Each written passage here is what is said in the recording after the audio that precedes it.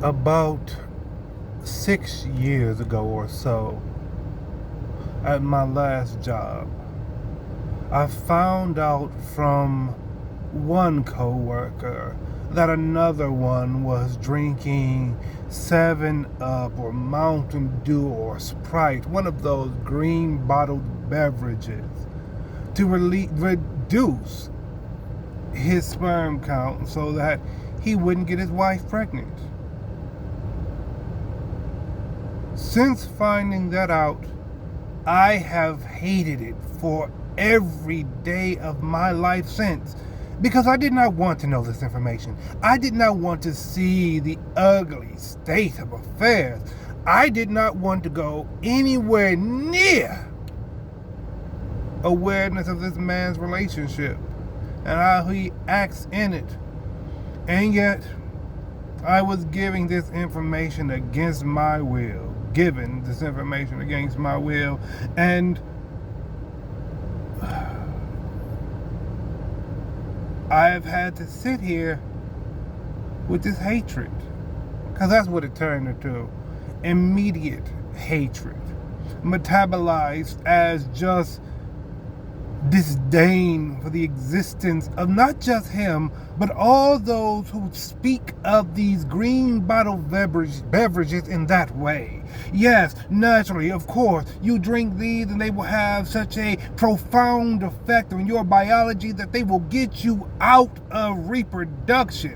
When you could have just told your wife you don't want to have another child. No, God forbid we do that. God forbid. God forbid I never find this out and I get to go the rest of my life never seeing how idiotic, how deceitful people can be, how much they taint these words of love and matrimony, claiming they are some sacred thing while in their own home they are besmirched each day. Today, and thus spoke Lord Nashu, I must exercise this thought from me, this memory from me, because God's above, it has been too long for me to just hold this inside. And to be absolutely frank, I did not like that coworker. But then, we don't have to like our coworkers, do we? We don't have to like anyone in our lives, but when I dislike somebody, it is not simply apathy toward them. It is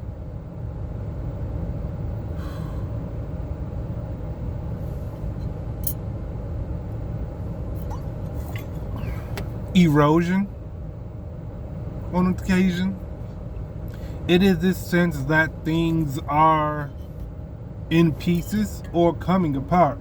It is corroding, definitely, because I know who I am when I dislike somebody. I don't pretend otherwise. I don't say, oh, I wouldn't dislike him if they weren't like this. Oh, I wouldn't dislike them if they weren't like that. I know.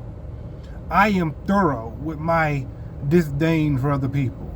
If I dislike you, then it is on a fundamental level, an elemental level, an atomic level. And the kindest thing I will do is keep that dislike to myself. Because if I don't, well, it becomes hatred. Well, no, it becomes hatred even if I do keep it to myself. And hatred is that thought where you could go, if I could just remove one atom for this person, their very presence would fall apart. One mustn't think of atomic destruction of another. That's how we get to creating nukes and making the fucking land so radioactive that nothing can live on it. Imagine that. Hating someone so much that you're willing to ruin the livability of something beyond your lifespan just to hurt them.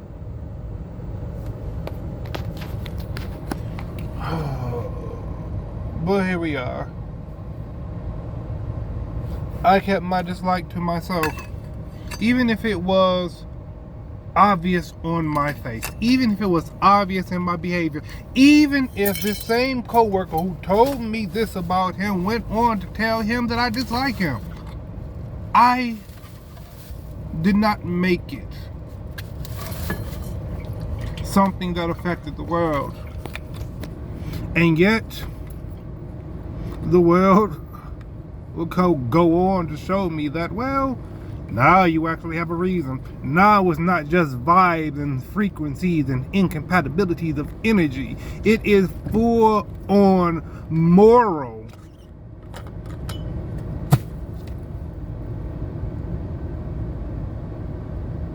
division. And you have to live with that now.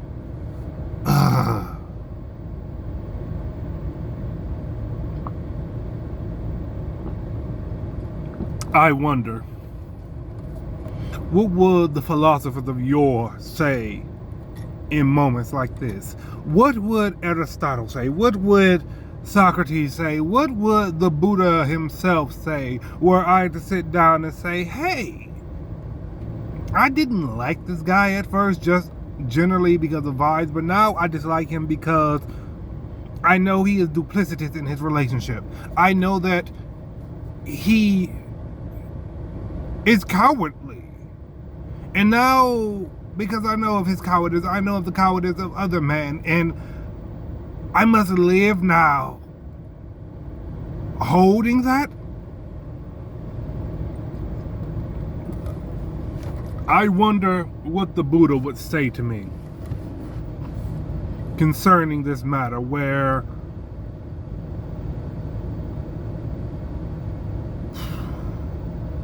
I have been given reason, justification for something that was otherwise immaterial. How do I reckon with that? How do I now see? No. How do I look at my anger, which has now found justification for itself, and tell it that it is wrong?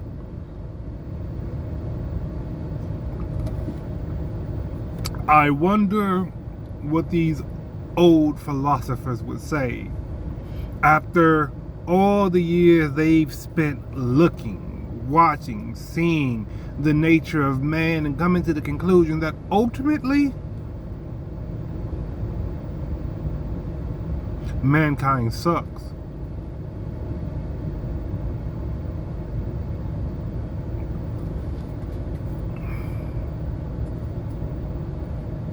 The worst part about it, well, no, there are two that I can definitely point to as the worst. So the first worst is this idea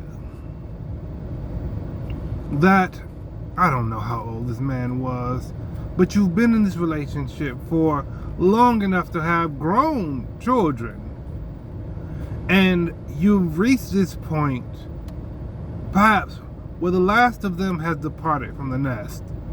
Your wife says, hey, I want another. And you don't say, you know what? We have been together long enough that I can sit down with you and say,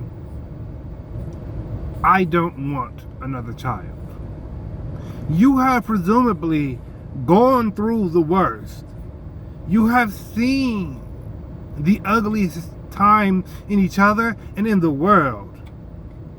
You have seen who you were in the infancy of your parenthood, where you did not know what being a parent would ask of you. You have presumably, hopefully, met your child enough that you have equipped them to meet the world. You have presumably, hopefully, evolved as a person enough that when you got to this point and your wife said she wanted another child, you could sit down and say to her, hey, I don't. And then you would argue. Because of course you would argue. Because it has to go that way, because at that point you two are clashing. But if this is actually meant to be, then after the argument, it's like y'all find a compromise. Y'all figure out what to do here.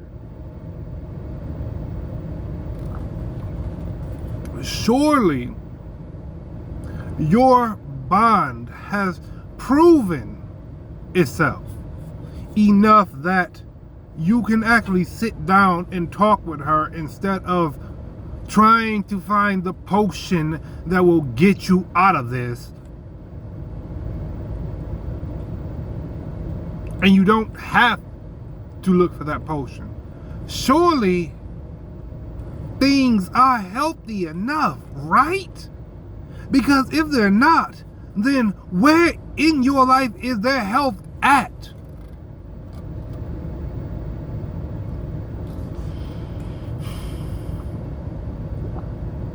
The second worst part about it is that we're talking about green bottled potions in the first place. We're supposed to believe that, or there is a group of us who believe that one of these things, 7-Up or Sprite or Mountain Dew, has some chemical component in it that can affect you on that level. Everybody knows this, right? Everybody says this, right? Everybody is talking about this, right? You have given the snake oil salesman a spiritual presence in your life. He exists, he persists, he tells you which potions you need to knock back to get the desire you want. But previously, when this was just done to get some coin out of your pocket, now it's to ruin a life.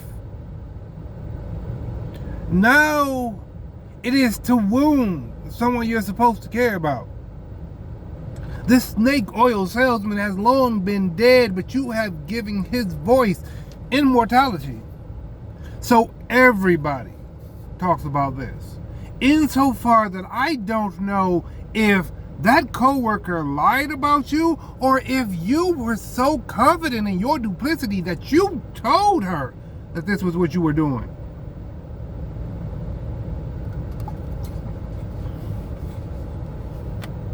You have told the snake oil salesman that he will always have a place in your life.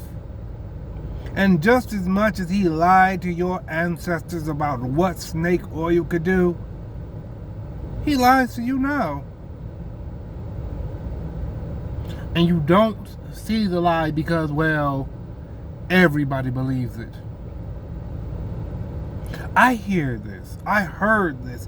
And my mind unraveled, trying to make sense of this nonsense, trying to find the avenue of science that would make this all work out. I would Google thereafter to see if it's true, to see where this rumor started from, to try and understand why.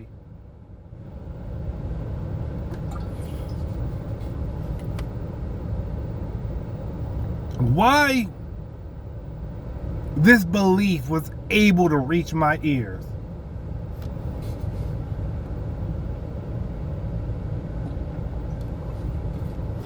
And all I could find was just that people will always believe something that allows them to escape themselves. This same man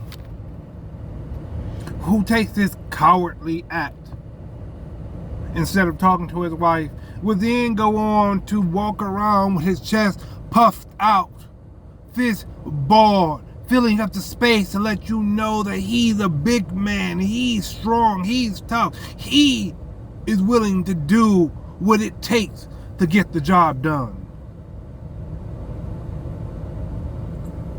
This same man who is proud of how he deceives his wife will then go on to say, I was willing to be the hurtful person here. That person cried because of something I said to them. I am strong for that reason. You walk around like this, and everybody applauds because you're playing the role. You feel big, you feel strong, you feel like you're doing things right.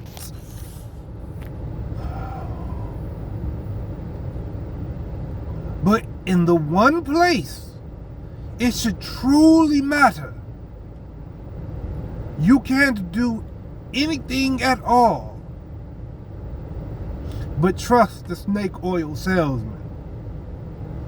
And then when that failed, because of course it failed, because you're not thinking about the probability of insemination. You're thinking about how this magical drink is going to save you from parenthood again. When it fails, you're going to hate that child for being born. Hate every dollar you have to spend on them. Hate playing the role of parent again.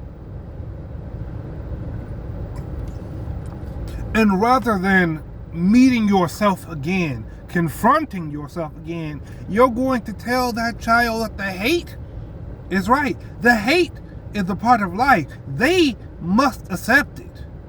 They must become it. And when they have become it and validate who you are, how you are, you will sell them the same potion the snake oil salesman sold you.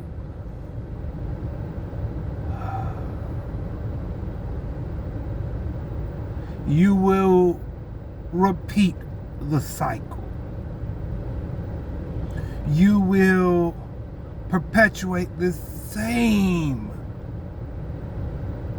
rot into the next era. You are the vessel for it. You are the vector for contamination. You will do this. And like you turn to the snake oil salesman, the next generation does the same. Then there comes the same person who says to a person who is like me, this person is drinking this potion so that he doesn't have to be a parent.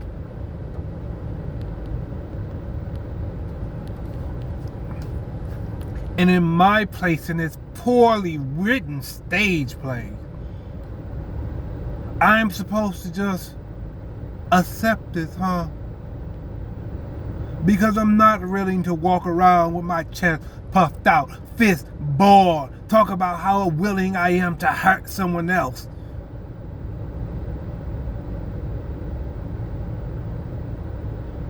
I tire.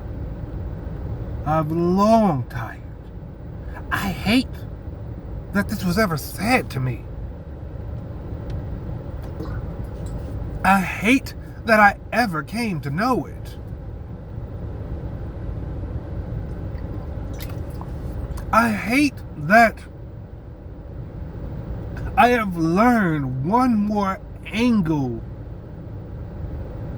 of betrayal. One more angle of deceit. I have learned once again that the heart of man is so tainted.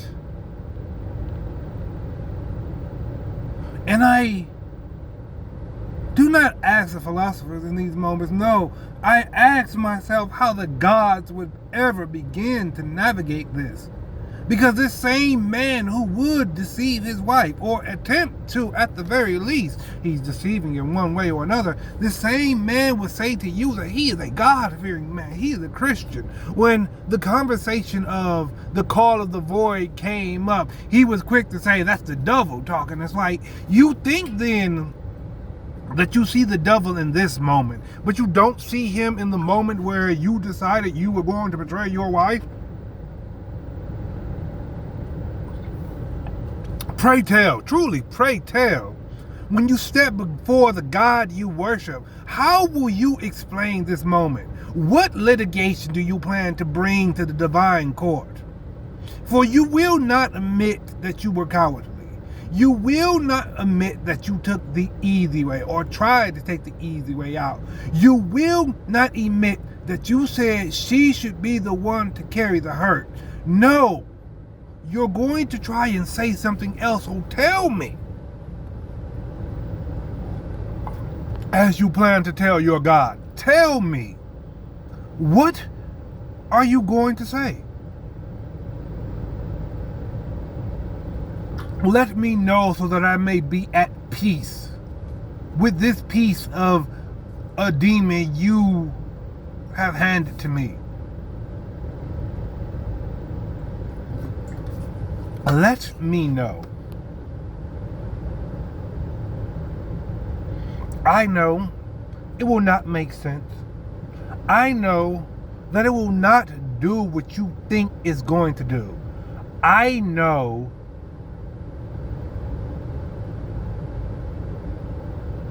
that this is just the excuse you told yourself. But let me hear it. Let me see what you think of your God, that this excuse is going to work on them like it worked for you.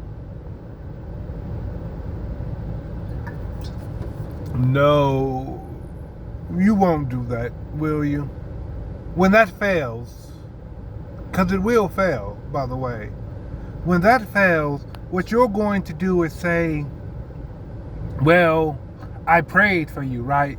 Well, I did this for you, right? Well, I was your ride or die, right? As if you can give to a God something that a billion people have offered before.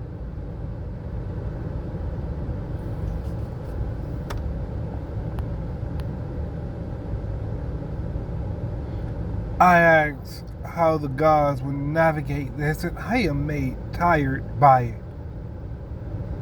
Because as sure as the philosophers of yore would sit down with me and say, hey, people are garbage. They've been garbage for a long time, and there is nothing you can do about it. You will try, but has Plato not already told you what happens when you return to the cave? Has the Buddha not already starved himself and dehydrated himself, sat on the road and pondered suffering, and come to realize that this is the state of things and there's nothing you can do about it?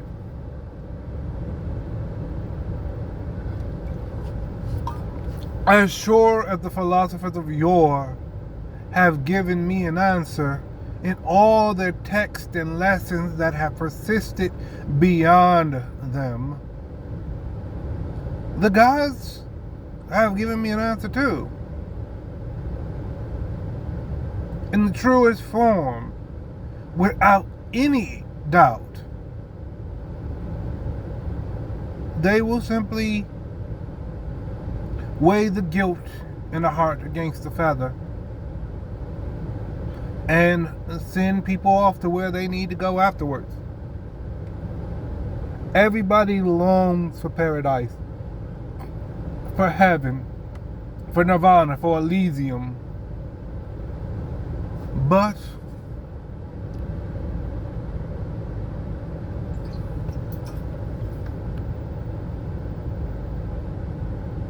well, there's no stress in divine deliberation. This unfortunate truth that met me, that reached me, this idea that he is going to drink a green potion to prevent himself from being a father again. It is already known.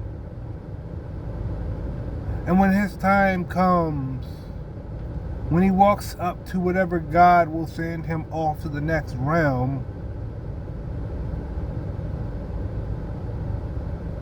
he will be sent off based on that moment. Not on anything he plans to say, but on what he did. Karma is a ledger.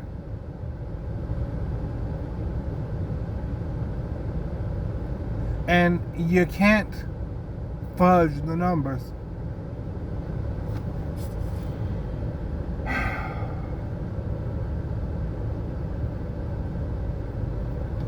And if there are no gods, he will be another blip. Another thing like a bug, like a mosquito. And then he will be gone. And what will persist will be the things he has done. And as much as I can sit here and think about pulling apart an atom to dismiss him, it's like, no, there's not you can do about that. There's no way to change the world, his world, that world. For even though I have said no name, I have spoken of not just one man but many. I have spoken of not just one gossipy coworker but many. I have spoken of the red-handed, and they will always wash the blood away, but their hands will forever be stained.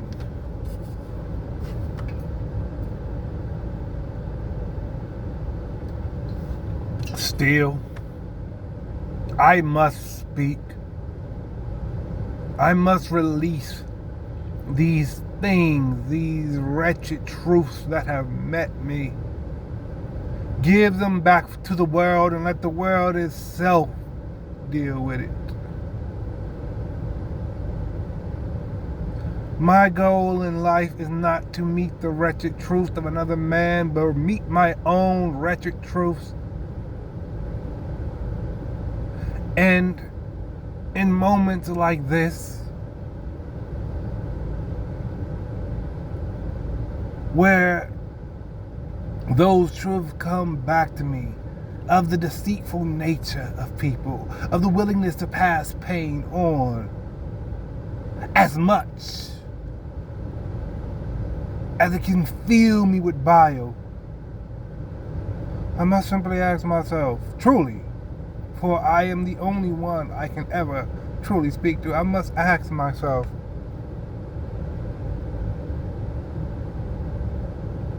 have you made sure to confront your own wretched truth? This loathing you feel for this man, have you made sure that you don't feel that loathing for yourself? Have you made sure that in the same way he postures with his chest puffed out and his fist balled, with his confidence in harm, are you making sure that you're posturing, your indignation does not hide, does not shield you from the wretched truth you've yet to meet yourself? It's like, I hate that my mind goes back to that.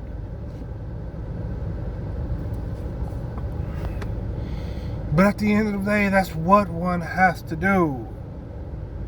This man I speak of will tell you that he is Christian, and once Christ said to others that he who is without sin cast the first stone, and I will not so foolishly grab hold of a stone and start throwing them.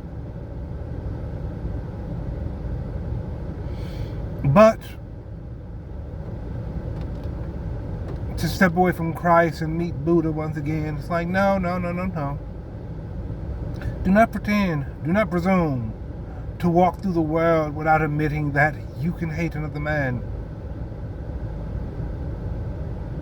Do not presume that some introspection on your part would erase how you react to the rest of the world, because that is not how you move forward. The way forward isn't just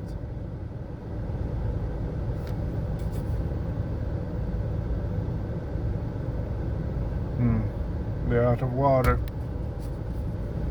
No, the way forward isn't just self-correction. It is self-acceptance. It is a wretched truth about yourself. You are filled with anger sometimes, filled with hatred. And while you may be that sometimes, you are not that all the time. Unless you think to push it all down, bottle it up, and screw the lid tight. Because eventually, all you'll have is shelves full of hatred. And at that point, that's all you'll ever truly be. So,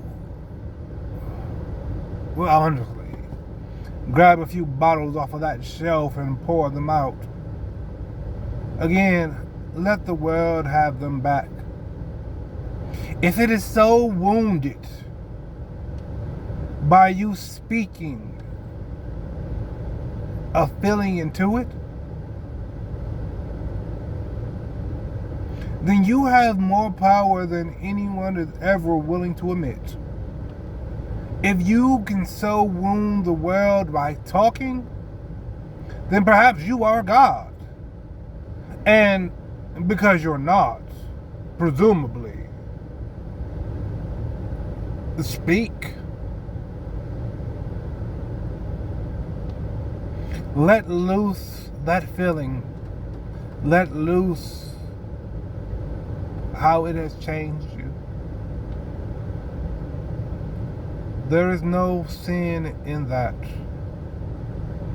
But there is, for a moment, a chance to breathe in.